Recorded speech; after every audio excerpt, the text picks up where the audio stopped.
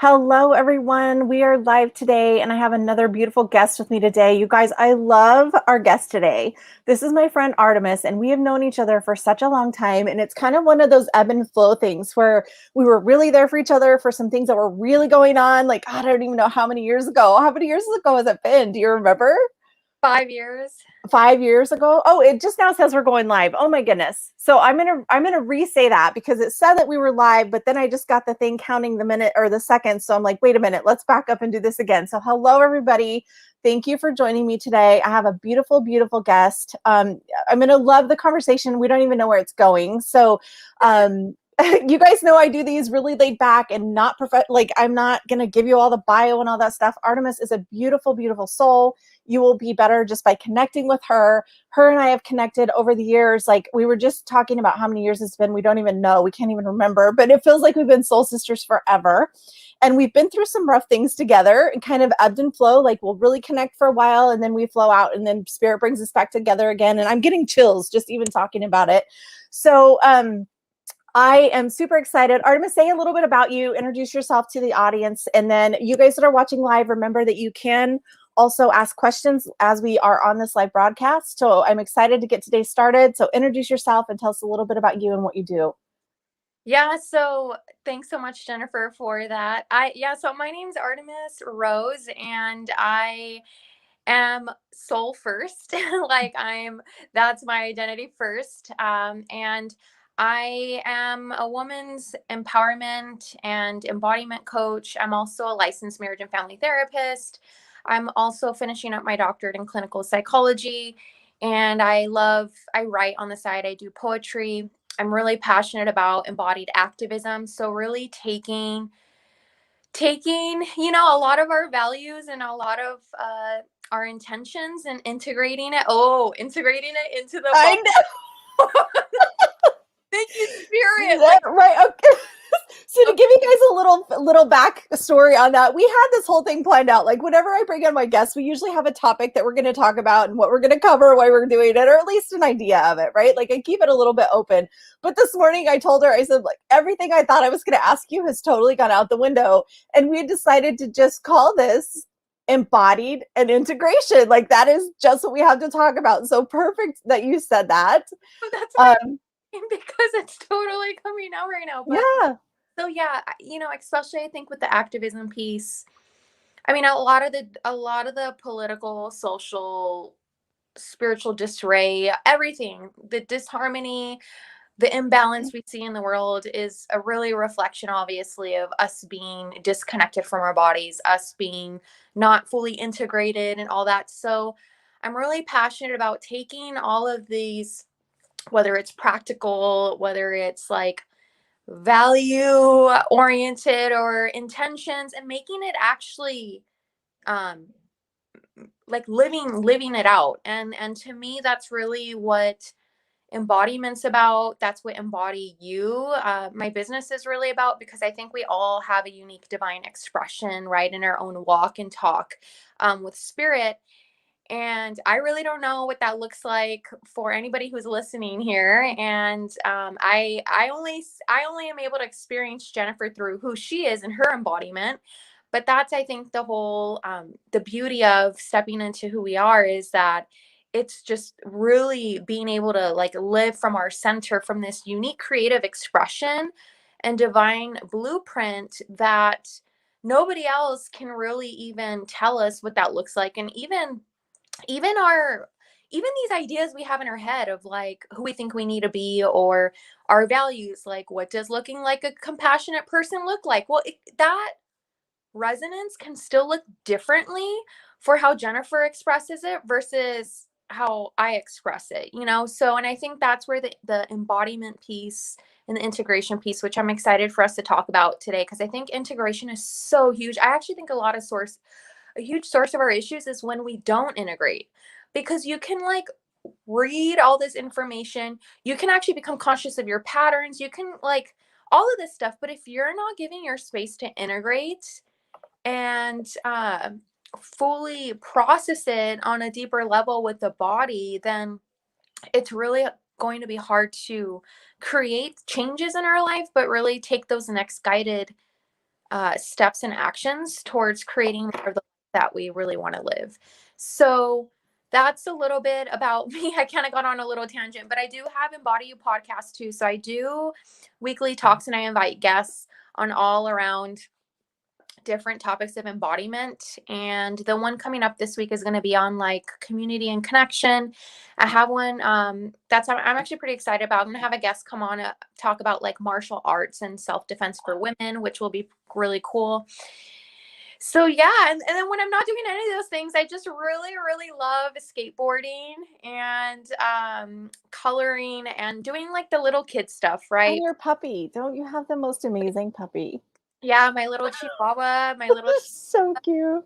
yeah. So yeah, I appreciate you inviting me on today. I'm giggling and like grinning behind the scenes as you're speaking because I just was channeling a message and because I do the channeled messages that I bring through, but then also like on Tuesdays I always post cards, and in my group they're free, and then if you're on the membership then you get a deeper detailed, more behind, a deeper reading. Okay. Information is not transformation, which is something that you just said. Like, just because you're reading it doesn't mean you're bringing it in and actually using it for transformation. And then literally this new moon is in Taurus, which is all about what do we value. And it does mean monetary, like money, but also what do we value in life, which is, I think, something that you and I both connected on so deeply when we first got connected is like, what does it really mean to embody, right? Because you were like, embody you, embody the wholeness of who you are and be able to express yourself, the spirit that's here in this human incarnation. And we're experiencing all this stuff around us, right? Mm-hmm. How do you experience that from an embodied state? Because I think a lot of times what happens with so many people is, and I know this is true for most light workers, we're like, what the hell are we doing here? And how did we get stuck here? And all we're doing is like, I can't wait to go home. I can't wait to get off this planet. I don't want to be here. That's exactly not what we're here to do. Like, we're here to be able to embody the grace of being spirit in human form. Like, and that's where my stuff, embodied grace, came in. And we have to start at, like, you and I are both in that integrating both human and spirit together, right? Like, you can't have, if you're just human, that's great. If that's what you're experiencing, that's what you're here to experience. But if you have the spiritual part, you can't be so spiritual that you're not being human. Yeah. And that's really something my guides have been really talking about a lot lately, is how do you integrate that together, right? And I love that that's one thing that we both can agree on. And like I said, we changed the topic of what we were going to speak on today because I feel like embodiment and integration is so critical right now. From May 5th, which was the 555 portal, which was a powerful day. And I was just telling her behind the scenes, you guys, I don't usually get dates, but May 13th has been coming up over and over and over. So there must be some kind of a window, I'm thinking, from that 5-5 portal to just after the new moon, because the new moon is today, actually. So new moon in Taurus is today. And you guys know we always feel that a few days ahead and a few days after, but I just keep getting that date. I'm putting myself on the line because I don't usually get dates, but that date keeps coming up. So I think maybe just talking about the embodiment and the integration of the energy the last few days, because I know I've had to really be like, I don't know what this energy is. I posted yesterday, I'm like, does anybody feel like it's Interstellar meets Twilight Zone? And that's the energy that we're in right now. So did you experience that this last few days as well? I did. I really did. And I want to mention a couple things though that you did bring up as I kind of circle back to the past couple of days. So you mentioned the information isn't integration, isn't embodiment. And I think one of the things where this comes in with the spiritual bypassing for, you know, many light workers that don't, like, oh, home isn't really here. And I remember feeling like that at one point in my growth, right? I did Like, I too. don't want to be here. And to me, that's unresolved trauma still in the body, because I see it very prevalent in spiritual communities, is this spiritual bypassing where you're reading all of this higher spiritual stuff, but you're not fully integrating it into your body because you still have trauma that's blocking you. And it's just like reading something politically, right? Or something socially. You can learn all the stuff you want in school, but if you're not actually embodying it or delivering it in a way like how, or it's kind of, it's like if you yell at a kid saying, stop yelling, and yet you're yelling at the kid, well, how is that kid going to actually take you seriously? Or like, how are they going to actually learn what it actually means to maybe self-regulate, co-regulate, and be more conscious? Not that I'm not speaking in terms of being perfect in that sense, but you know what I'm saying? It's like, just because you have the knowledge of something doesn't mean that it automatically affords you this ooh, I'm just gonna let flow out what's ever gonna Just let it come. Yep. the entitlement of what you believe in. And I think there's a huge disconnection in that, and I've fallen into that many times. I've had many times spirit has had to break me open to humble me in revealing my shadows and all these blind spots of like, whoa, okay, I am not as like spiritual as I think I am, right? And the irony is, the paradox is, the more that I actually can embrace and integrate my shadow, the more I actually embody what I actually was wanting to embody more of. But I think in the spiritual communities, there's so much unresolved trauma when we're not fully integrated. And here's another thing: integration doesn't stop. Just because you become more embodied doesn't mean you're like, okay, great. Like, I don't got to integrate anymore. It's a process, right? It's like, before every expansion, you have to give yourself your body. It's like, there's no matter what, we cannot escape these bodies. Like, it doesn't matter how evolved you get. Like, that's why it's like finding home in the body. The body is like sacred in that. And so I also want to really stress that integration and embodiment, it's a relationship that it continues to be developed, I think, like over the span of time. And so so going back to the whole spirituality thing is like, you know, whether it's a lot of unprocessed trauma, where this is where we can see, you know, addiction, coping out, you know, overeating, whatever. We all have our human tendencies, right? It's not to shame any of our survival responses, because we've developed these survival responses in order to survive. And and of course, we've grown up in a world that isn't supportive of authenticity. Like, that doesn't mean, it's not that I'm like externalizing. Obviously, we have our sovereignty and taking ownership of it, but the reality is we're born into this world where we're not automatically supported in certain spaces and in ways to be able to really develop from our core, right? And I think that's where shame comes in. But anyways, okay, so with the trauma, it's like, I feel like one of the ways to deal with trauma we don't talk about is spiritual bypassing, that it can become as much of an addiction as internet, drugs, perfecting our bodies, like chasing money. Because inherently, if we're disconnected from our whole nature, which is like shame, right? We feel unworthy. One of the ways that we grew up in the world then was to be a good person, like these spiritual concepts, right? Like, what can I learn more of What in can order I do more? What can I do? Yeah. to better myself, so that way I can feel better about myself? And then I think another one of the ways that shame kind of sneaks in is when we have a lot of unresolved shame that we're unaware of, we can either really minimize ourselves and put ourselves below others, right? Or we can really put ourselves above others, the superior. And I've flip flopped through these multiple times. So just like flip flop. And I think sometimes with the spiritual bypassing, even though we may do it from good intentions, you know, I don't think any of us are like intentionally wanting to like put ourselves above others, but we're kind of running from our emotional experience, our unresolved trauma, in order to use sometimes some of these spiritual um, like ideas and concepts and all these to make us feel better about ourselves, so we don't have to sit with the pain. And so then we think, oh, well, if I just, you know, do all these things spiritually, or if I learn all these things, or if I identify with this identity, like the spiritual identity, then that's going to make me feel better.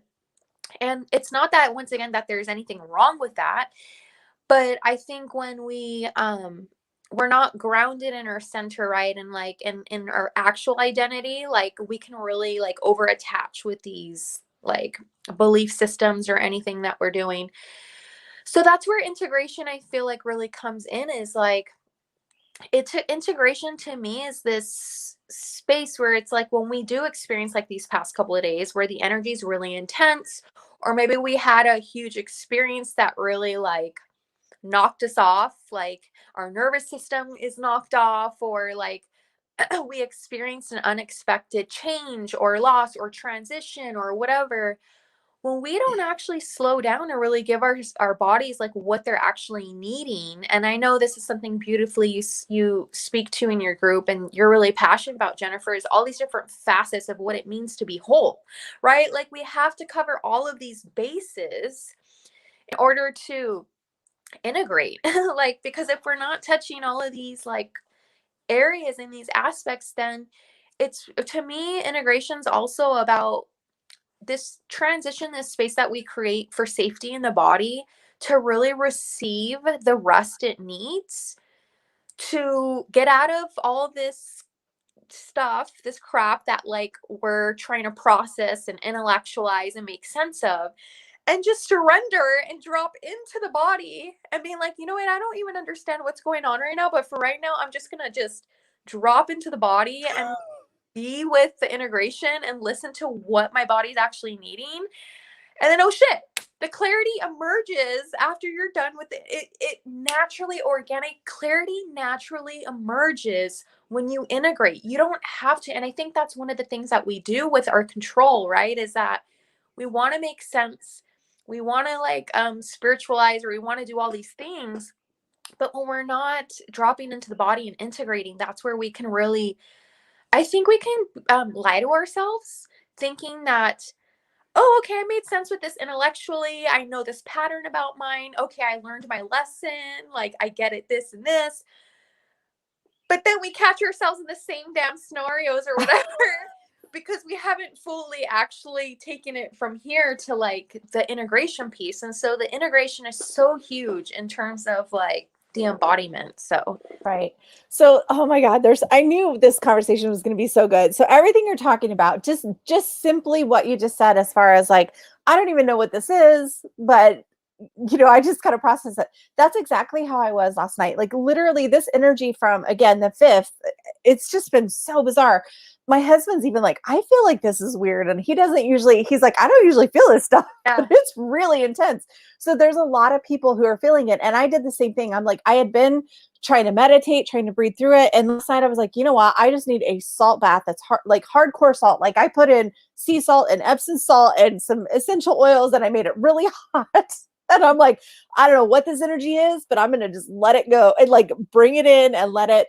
And I do feel better this morning. Like I took a really hot bath so that I would intentionally sweat it out. I, stayed in the salt bath as long as I could. And it just, sometimes your soul will know what's going on, even if you don't know what's going on. So as long as you allow it to come into yourself and just be like, whatever this is, I'm just going to allow it to process through. And then when I need to know, if there's anything that I need to know, then I will know it if it's something spiritually that I need to know. Yeah. It could just be the barometric pressure is way off the course, or there was a geomagnetic storm and I just needed a salt bath to clear the negative ions. Like there's all these different things that it could be, which what you're talking about with the 5 pillars is what I call the 5 pillars of wholeness, which is physical, mental, emotional, spiritual, and galactic energy. Mm-hmm. The other thing I want to come back to about what you said, like the spiritual bypassing, I really think that a lot of the people, especially the women that I see that do that, it's because we're stuck in this perfectionist pattern, right? So like I went from wanting to be the perfect person, the perfect mom, the perfect whatever, to the perfect spiritual person, the perfect who did all the meditation and does all the right things and never has a negative thought, because that's what is taught sometimes. And that's so not the truth of really embracing spirituality. There is going to be shit that happens that you just have to embrace it. And that's where the integration and even the up leveling, right? Like you've heard that said, like before the what is it? Like there's always a breakdown before the breakthrough. Yeah. Mm-hmm. Oh, yeah. Now it's just like me a couple days ago. Like I totally hit this place of surrender. I was like, oh my gosh, but it was like such a beautiful release in that. And then all the new energy opened up. But yeah, I totally resonate with what you're sharing about, like with the perfectionism, because I think spiritual seekers in general are perfectionists, because it's like you want to You want to be your highest self. You want to be your best self. You want to be your most compassion, loving, wise self. And you want to experience all the things in life, like, which I think we kind of mentioned a little bit in the beginning why it's so important, I think, in embodiment work is because sometimes even these ideas of what we think is being the life we want to live, or sometimes it's not really ours, but it's what we like, we actually read or like we're socialized around, right? So, but going back to the perfectionism, yeah, it totally masquerades in this. It's like layers of the onion. It's like, okay, I'm not gonna, and I know The you freaking onion. a freaking onion, but it's like a total like unveiling more and more of these masks and the truth where you're like, oh my gosh, my perfectionism has been totally showing up in my spiritual path of whether that's enlightenment, right? Which I think so much of enlightenment is about embodiment, like embodiment, because it's like, yeah, you could be conscious of like your mind and trying to empty it and still it, but so much of our body is like we got to take the we got to bring it all into the body and really become like experiencing like a spirit's presence through us through that stillness, um but in being able to kind of like discern through our like our senses, our like with our intuition. I think we really as a society, like we really downplay just how much our body, the felt sense, it directs and leads so much of our past. But I think a lot of us, we get confused on like what's our intuition versus what's past patterning, like in the Mhm. body too, you know? Yeah, totally. So we do have a Facebook question that I want to get to, but I want to talk about a couple things first. So whoever asked that question, it just says Facebook user. It's not showing me who it is, but if no, we will get to that question in a minute. But there's just a few things I want to talk about first because we keep saying the word embodiment, and I think sometimes, like you and I get it, like we know what embodiment is, but I want everybody listening to understand what embodiment means, and it literally is like for me.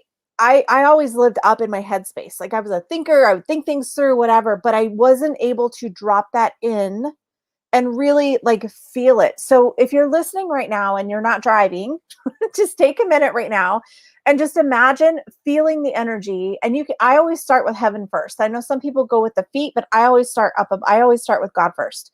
So imagine the energy coming in through the top of your head and just coming through your body and feel it going all the way in, like through your head and through your jaw and through, across your collarbone and down your arms and into your heart and through your lungs and all the way down through your feet to where you feel that's part of the integration, is bringing whatever it is that's happening and bringing it into your entire physical body, and then allowing yourself to be in whatever space, emotion, mental thought, whatever it is that you're in that moment.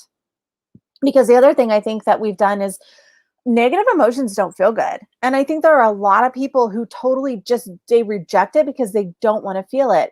But I feel like that's where the biggest clues are, because when you have that negative emotion, that negative feeling, that's actually spirit saying, your divine path is here. This is where the good, juicy alignment, everything feels good and feels right. And all it's saying is, hey, you've gotten off the path a little bit. Like let's course correct. Let's deal with whatever's showing up here to clear your path. Hmm. So how would you explain embodiment? And then I want to go to this question that we have. Yeah, I think it expands. I think in the beginning, if you're in the beginning part of your journey of embodiment, it's more about um, creating safety in the body. I think it when you really, if you really struggle with anxiety and depression, but you're a seeker, I think it's really important to create safety in the body. And what I mean by that is like, yeah, those times that you're in nature, right? And you actually feel grounded and safe. Yeah, we want to be able to access that more within your body where like maybe you it's only easy to access those spaces when you're actually out and about. But a lot of that is feeling the negative emotions. Like Jennifer was saying, a lot of is clearing trauma, which is you can't really bypass trauma. You just got to go through it. And I think in the beginning, it's important to normalize that, yeah, you are going to, I mean, you're going to be a hot mess. I mean, even no matter what, I was a hot Yeah, mess. we all go through those phases of being a hot mess. Yeah. But It's okay. I accept the damn mess. And I think it's our resistance. And you kind of spoke to this, Jennifer. I think it's the resistance towards when we have those negative feelings, when we have those negative thoughts. I still have sometimes, I witness myself have negative thoughts, but I witness them and I accept them. And I think where there's that misunderstanding is, um, you know, it's the reactivity behind, it's the judgment behind your experience of that. So I want to normalize that when there's not a lot of safety in the body and your nervous system's really dysregulated, you are going to have reactivity. You are going to be judging your experience. You are going to be like uncomfortable in your body. You are going to have a hard time. So my biggest encouragement is then seek those external resources like the beach or the tree or nature or safe loved ones or essential oils or the bath salts or any of that to help you get out of your head and find some Or sort. Blanky and Netflix. Yeah, exactly, to be able to help you just kind of be a little bit safer in your body, in that. So to me, that's like basic fundamentals embodiment. Embodiment is like learning to be in your body. Because here's another thing is I didn't realize too is that, well, I'm in my body, I'm feeling and I'm feeling tons of things. But here's the thing, I didn't realize that a lot of the times my nervous system was dysregulated. I thought I was feeling, but it wasn't that I was actually feeling what I was needing to feel with the safety in my body versus when the nervous system is dysregulated. So what I mean by that is, um, the fight or flight response, the freeze response, right? When you have had a lot of trauma, your nervous system gets activated in these different, like responses. So the flight response can be, when you get hit with anxiety and your mind is like, I just want to go run. I just want to go on a vacation, or I need to get the F out of here, or your mind starts spinning and spinning and spinning. All of that, what you're feeling, it's like your nervous system is getting like really dysregulated. And so you want to obviously find like certain embodiment practices like breathing, yoga, dance, movement, any of that, maybe some grounding.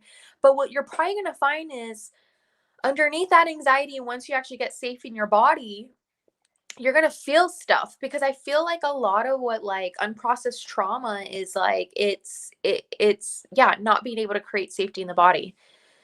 So once you're able to kind of get that down, I feel, and you integrate more of these parts of yourself that maybe have split off, or parts of your trauma that you haven't accessed or whatever, then I feel like embodiment takes another like leveling up, where then it becomes more about like being able to move from like your pain, like just your pain body, to pleasure, right? To like more of being able to access this alignment with like your true self, where you are able to experience more joy and more fun, and you put more boundaries around what's stressful. And because here's another thing is when we're disconnected from our body and we have a lot of unresolved trauma, we continue to get ourselves into situations and relationships and patterns that kind of like Reinforce.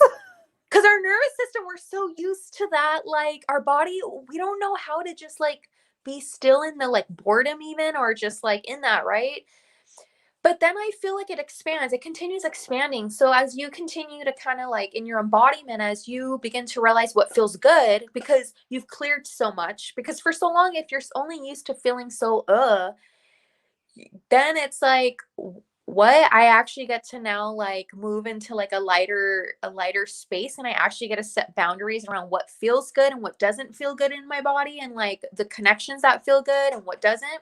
Then I feel like it continues expanding. Then a leveling up in the embodiment piece would then be where you really begin to get more in your embody your like spirit, the stillness, right? Where, and this kind of keeps on going into expansion of the sovereignty, where it's like you really, really begin to shift your identity just from being human and being human and divine. You take these spiritual concepts, and you actually you keep clearing that you actually begin to be the embodiment of these spiritual principles, because you've cleared so much from your body, so much of the patterns of what you've been identifying with that aren't actually your identity. And I don't know if I'm making any sense right now.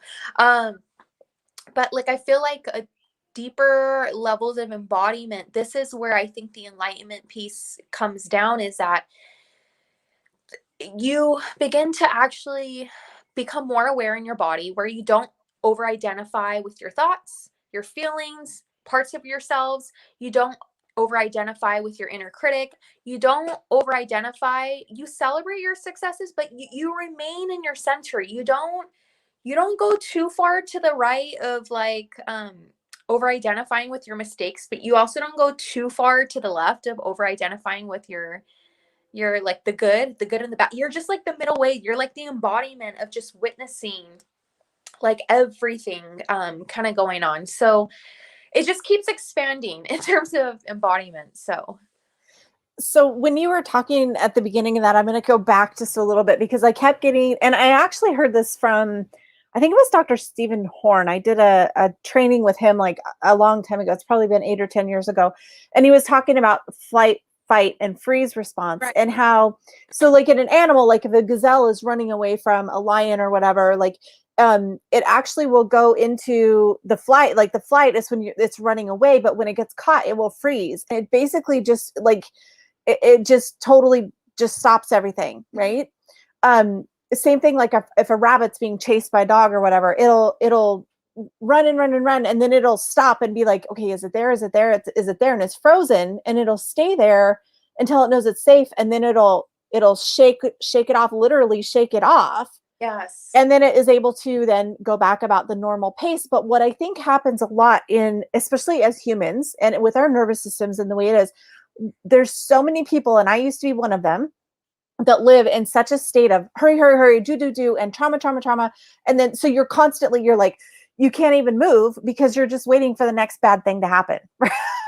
Right? So you're in this freeze response. And when you're there, it does not feel safe to be in your body. No. And you keep yourself busy so that you're distracted, so that you're not really looking at it, blah, blah, blah, whatever. We can go way into that. But I think the big thing is to, first of all, not judge where you're at, because we've all been through stuff, and that's part of the awakening. Like if that's where you're at and you're hearing this means you're at the beginning stages and you're ready to start going into what does that feel like, right? Then the pieces that you were talking about, letting go of what others say and having really good boundaries, is so important, because you have to start looking after yourself and knowing what's going to make me uneasy and unhappy and miserable and anxiety ridden versus is this calm for me? And if that means you stay home one night and somebody's upset with you because you don't want to go out, you just got to do it, because that's in your best interest to stay in a calm space, take a bath, calm down, whatever it is that you need to do. Allow yourself to be in that energy, right?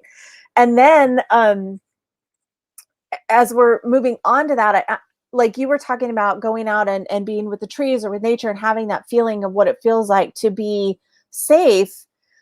I had to be like, what would it even be like to be full of joy, like abundantly joyful? I had no idea what that would feel like. And it wasn't anybody's fault. It was just, there was a lot of patterns of negativity that I had grown up with, that I had seen, that I had experienced. And so to be abundantly joyful was like this, I had to really make it up. Is what would it feel like to be abundantly joyful? Can I even feel that yet? And as I started being like, I wonder what it would feel like to be abundantly joyful. How would that feel in my body? How would my body, like, what would my shoulders do? How would my stomach feel? Like I literally had to go through step by step. How would it feel to actually be abundantly joyful? What are the thoughts that I would have if I was abundantly joyful? What were the thoughts? What kind of thoughts would I be thinking if this were the case, instead of what's actually present in my life?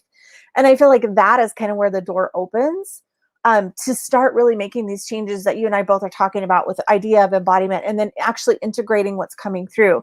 So we have a couple of comments and questions and I'm loving this. Like this one says, yes, 100%. This was made for me. Thank you. And somebody else just said, wow, safe in my body just hit really hard. So I love that. But we had a question earlier that I want to get to because I really feel like this is important. And it says, how do you find what the trauma is inside? Are blocks always trauma? And can blocks be other or from other feelings? And I feel like trauma, when we say this, is kind of a big, it's like an umbrella, right? Like it could mean anything. Yeah. Because I think sometimes trauma could be like you're 3 years old and you really want the ice cream and your dad says no. And you're like, you're traumatized and you feel like you're not good enough when really maybe you were going to miss the bus or whatever and you just didn't have time. Like we can, depending on the experiences that we've had and the way that we've received it and the way we've processed it and the way we've understood it or perceived it, can sometimes cause trauma that really, isn't Oh, yeah. there. Oh, So that's beautiful that you made that point because yeah, I think there's a misconception that trauma needs to be this like domestic violence or physical or emotional abuse. No, it can be your needs not getting met as a kid because as a kid you have developmental needs, and this is a part of why we can't escape our bodies. And this goes back to the integration of, how to psycho spiritual integration. And that's what embodiment means to me is you take what it means to be human and you take what it means to be spirit and you make it like it's through the body and through the body. But going back to the trauma thing, yeah, I can be as like not getting certain needs met, like, or a teacher calling on you and then you not answering a question right and then you get embarrassed, like that could be trauma too. So um here's another thing about embodiment though, is like I feel like you can access memories like if you want to go there, but I also feel like there's a lot of embodiment practices you can learn to feel your feelings without needing to make sense of them, without needing to access memories or any of that. In fact, a lot of my trauma healing has come from moving through it through the body without really needing to know the memories, needing. And that, not that there's anything wrong, there's a lot of modalities on that. Sometimes memories do come up in that way, but I also want to honor those of you on the call who maybe through your healing sometimes you don't get memories or you don't you know don't why. have That's to. okay, like you don't need Mhm. to know. Like that's okay too. There could be so much going on behind the scenes.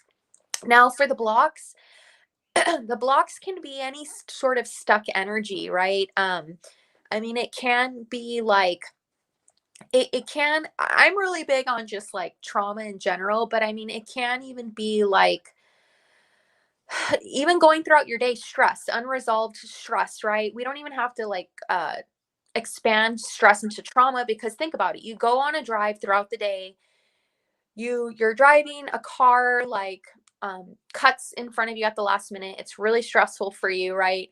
And then you end up going to the grocery store and like something stressful adds up, so all these little stressful things add up.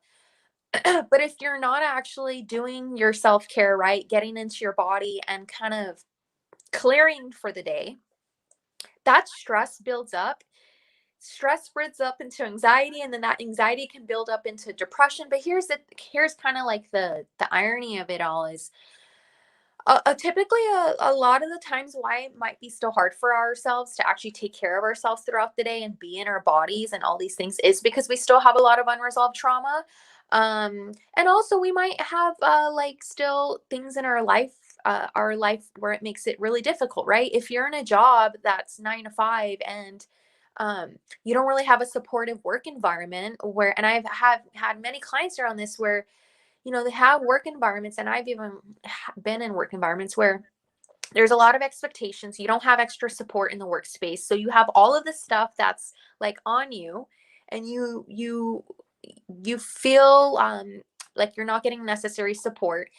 That type of pressure of not being in a supportive environment, a workplace that is going to actually honor your needs for support, for help, and space for you to take care of yourself, you bring all of that throughout the day from like a 9 to 5, and you have clogged energy now because you haven't been in your body because you've been working so much. And that's another thing about embodiment piece that's so crucial, is like taking a couple of minutes even if it's every couple of hours, to tune in. Okay, kind of like that beautiful exercise that Jennifer like called on, you know, like, what am I feeling right now? Like, what am I like sensing? What's going on in my environment? Like all of this, because I think we go so much throughout this. So one more thing I wanted to add on when you were speaking about joy, Jennifer, that I really liked, because it's true. It's like when you don't know how to be, well, like when you've been so used to acting in a specific way, um, it's like the embodiment piece can really come in. And you know what they say a lot with body posture, right? It's like if you want to feel confident before you go into like an interview, you really want to focus on having your chest be more open, you know, The your Superman pose that yeah, or you know, or like smiling, right? Smiling helps like increase the endorphins and all of that. But inner child came up when you're sharing about that. And I think that's where a lot of the work comes in, is that when we do have a lot of unresolved trauma, and we have a lot of inner child unhealed inner child, it's really hard for us to be able to feel that joy, all of that, you know. And it's sad that as adults and as we grow up in this world, we forget how to be playful. We forget how to just be and have fun and be spontaneous. Like that's our essential core of like what is supposed to come so organically effortless for us. You know, like as kids, we didn't think, oh, like, what do I feel like playing right now? Or like, like, how do I like be joyful right now? Or, you know, it's so yeah. that we're so disconnected from that we have to relearn what it means to actually live in joy, you know? Yeah, I totally agree with that so much. And I think it's because we get so bogged down with what we should do, right? Like we're adults, we should do this, we need to do this, we all the stuff. So the other part of that question was, can blocks be from other feelings? Absolutely. It can be blocks that aren't even really technically yours. It could be some limiting belief that you don't even realize you have, that has been, you know, stuck in your subconscious.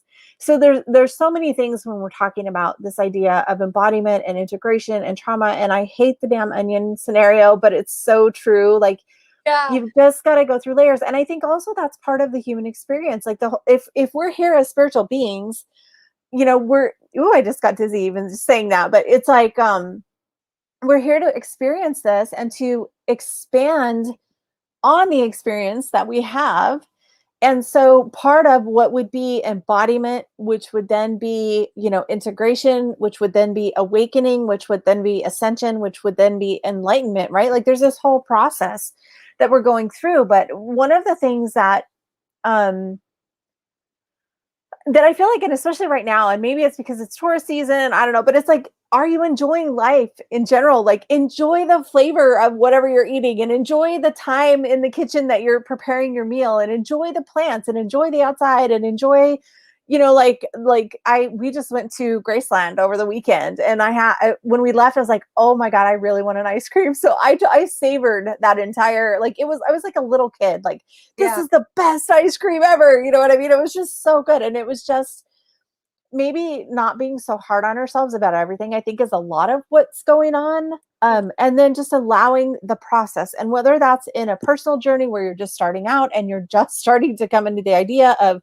what do I even want? What makes me happy? How do I be happy? Can I be happy? Right? Or whether you're in the spiritual spectrum and you're like, what's the next level? How do I raise my vibration? If you're always striving for the next thing and you're never being and experiencing what's in your environment in your now moment and what's happening for you right now, then you're kind of missing all of the good stuff. You know what I mean? So even the quote unquote negative emotions, sometimes you've got to just feel, like I've said this forever, feel the feels. Like it's okay to feel the feels. It's okay to feel sadness and anger and frustration and even sometimes a little bit of depression. Like it doesn't mean that something's wrong with you if you have those feelings. It means that you just had a human experience, that those are probably appropriate emotions to have. The idea, though, is to embody them, integrate, and process so that you don't get stuck in those emotions. Yeah, and I think if you're somebody who's on this, I'm going to take a risk here and just be bold and confident in sharing this. If you feel a lot of the feels, the negative feels, there's nothing wrong with you. I actually say that is the way. If you want to get to deeper embodiment and enlightenment, move through those negative feelings, because I think the more that your body's going to naturally, or you're already on this path. Okay. So your soul already knows what's up.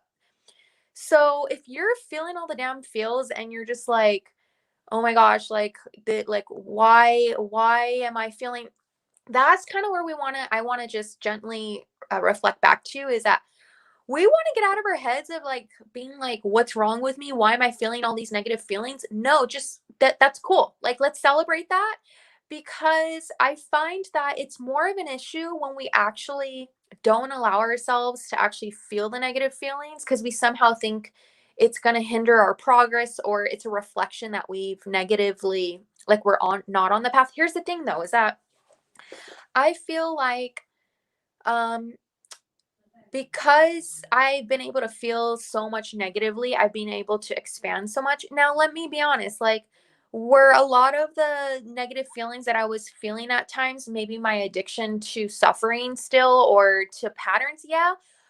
But my body still has this, and this is where embodiment comes in. My body still had this organic blueprint of wisdom in my soul, that if I still kept showing up, even in the mess and in the negativity and of it all, I was going to heal the damn onions and layers when I needed to, and see the patterns when I needed to.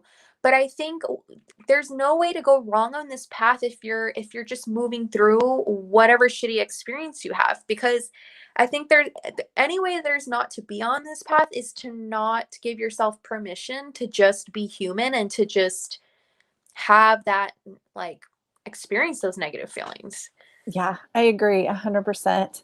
It reminds me, my friend Kristen and I did this. This is at least a couple years ago. I can't remember what it was, but it was like embrace the suck. Like sometimes you Yeah. just gotta embrace the suck of whatever it is that you're going through. Yes, it sucks. And it was so funny because she was like, she goes, "You're the first spiritual person that's told me, well, that sucks." And Yeah. I don't even remember what it was, but she had said something, and instead of saying, "Oh, it'll be okay," or "Oh, you're experiencing this for a reason," or all of the what you would think of as a spiritual reaction, I said, "Well, that sucks," and she just immediately started laughing, and she goes, "I've never thought had a spiritual teacher tell me that before." And I'm like, so it's part of being human. Like sometimes things are just not going to be you know what I mean? It's not going to be joyful and roses and sunshine and unicorn farts all the time. Like sometimes there are things that we move through, but it's all part of the process and part of the experience. And it always does make that expansion better. It Right. does. Like when you do that, you're like, then you expand into this whole other realm, this going back to what we said earlier, the breakdown before the breakthrough.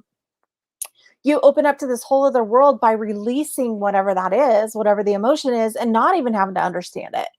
Yeah, exactly. And well, and that's the irony. I think, okay, one of my favorite sayings is there's nothing wrong with you, because I think as you kind of expand more into who you are in deeper levels of embodiment, it's just full on acceptance of who you are, your negative thoughts, your negative feelings, your negative experiences, your peak experiences, your spirituality, your humanness, like your needs, your feelings. When you slip back into like maybe eating more, or like, or a survival response, or it's just, it comes down to acceptance. And I feel like in a lot in the beginning, so much of the resistance and the negative feelings is, and the judgments is like thinking that there's something wrong with you. That's where the shame comes in, Yes. like, oh my gosh, like, why am I feeling this way, or when is this going to end, or what's wrong with me for this way. And that's why I think it's so important, and I'm glad, Jennifer, that you brought this up.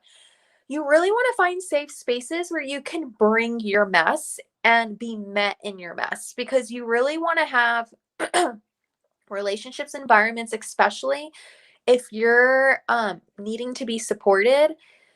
You want to be met where you're at, because if you then are hit with these like, oh, everything's fine, or oh, this is like, I'm sure you're learning the lesson you need to be learning. No, you don't need to be hearing that in that moment, because that's actually going to make you reject your experience and thinking there's something wrong with you. And then that's going to create stuckness in the body and resistance, and that's going to block your integration and your expansion. So I really want to reflect back. It's all of our responsibilities when we're dysregulated, when we're not centered, when we're moving through stuff. If we can't hold ourselves and create safety in our bodies, it's our responsibility then to seek support, to communicate our needs. um well, if you have like a coach or a healer or a therapist, it's their responsibility to be attuned to your needs. But like, but if you're like, it wouldn't help. It still, it doesn't hurt to still communicate your needs even with healers sometimes, but you know what I mean? Like, even if you were to go to a friend, it's also your responsibility to be like, hey, I really just need a space to just process this right now. Can you meet me in this space right now? And if they can't, like, cool, then at least you know you're not going to open up with this part of yourself that is feeling sad and afraid, because if they can't hold it and you get triggered, then you're going to fall back into shame, and you're going to shame yourself thinking like, oh, this part of myself, there's something wrong with this part of myself, when Right. there's nothing wrong with you. It's just you need safety in the body, and you need safety and connection in spaces to fully move through whatever you need to move through, so you can integrate that part of you that's moving through whatever, so then you can come back home to your center and more into alignment, and you can feel, you could be from that space again. So Yeah, gosh, we're already at 50 minutes. Usually I have these at about half an hour. So I knew that we were going to be talking about good stuff today. I'm trying to figure out the best way to like wrap this up, because I want to make sure that like it's such a big conversation. yeah, I feel like the big takeaway from today is to, first of all, honor yourself and what you're going through, whatever that is. um Allow yourself to feel the feelings. And I always say, like, if you feel like it's going to be really like the dark night of the soul thing, like maybe reach out to a friend and say, hey, if you haven't heard from me in like a couple hours, can you call me right, and pull me out of this? Because sometimes what we feel is kind of crappy, and I have actually done that. I've been like, hey, I'm going through some weird stuff right now, I'm going to go meditate and go deeper into it. If you haven't heard from me by 3 hours from now, would you please call me and help me snap out of it? That's something that I have done. yeah, And also be careful of who you share with, because if you have to be 100% in your own empowerment, in your own authority. You have to be radically responsible for yourself. So you don't want to go share with somebody who isn't going to receive it and is just going to reject you, because that's just adding to whatever it is that you're feeling. So make sure when you're sharing with somebody, it's in a safe place. um and wherever you're at in your journey, I think the most beautiful thing is it's okay. Like whatever it is it's okay. So tell us how you would kind of like to, because this is such a big conversation. yeah. So leave us with something before we wrap it up, and then I'll make sure that everybody knows how to get a hold of you Okay, as well. so there's nothing wrong with you. Like, we want to get you to learn to just uh, come back to your body, to feel more, to identify what you need so you can better take care of yourself. And when you're struggling with taking care of yourself, you want to find safe spaces where you can fully be 100% unfiltered in your experience and your expression. So that way, then you can integrate it. But there's really nothing wrong with you. Like, you're already on the seeking path. You're already like everything is already here's where the spirituality, everything's already unfolding for your highest good as you are, and it gets to be a paradox, and it gets to be shitty where you're at too. To be both. And so to me, um expanding is about becoming more real. Mhm. And so that's kind of just where I really want to leave it. I mean, we can go deeper, but that's simple. I know you and we could probably just go. Yeah, It would be amazing to actually. Well, we'll do this again. We'll yeah, just put it that way. So the other thing too, I want to leave off before we leave this is it's the same way with the good feelings, yeah, right? Like if you're experiencing something phenomenal, don't go to somebody who's totally in this negative, shitty vibration and they don't enjoy life. Don't go share that with them, because they're going to shoot you down and try to pull down your vibration. So it can be on either side, whether it's really, really good or really, really bad. Like it's okay to feel all of it and experience all of it. And just because you're experiencing bliss one day, it doesn't mean you might not experience the less than feelings the next day. Like it's all part of the ebb and flow of life, and just being fully in whatever is showing up for you. I feel like that's the big thing. So again, you guys, don't go through this alone. You're welcome to come. If you're not already part of the Embodied Grace community Facebook group, that is my community where everybody's at. I will kind of say, be sure to get on email lists for both Artemis and I, because there's weird things going on in technology right now. So if you want to be sure that you stay connected with us, definitely make sure you find the email list. I have her link in the description for this video, so you can find her link tree. It will take you to where you can find everything about her. And again, you guys, same thing on my website. I have a link tree as well. So be sure that you're connected with both of us. Sending lots of love to all of you. This is such a deep conversation. It could have gone so many different ways, but thank you so much for coming on with me today. And for those of you who watched the whole thing, good job, because like this is way longer than most of my videos. So thank you for being here with us. And as always, I will watch the comments if you're watching this on replay. Artemis can also have access to the comments when we're done. And thank you guys so much for showing up today and being here with us. And thank you so much for coming on and being my guest today. Yes, thank you so much. All right. Bye, everybody. We'll see you soon.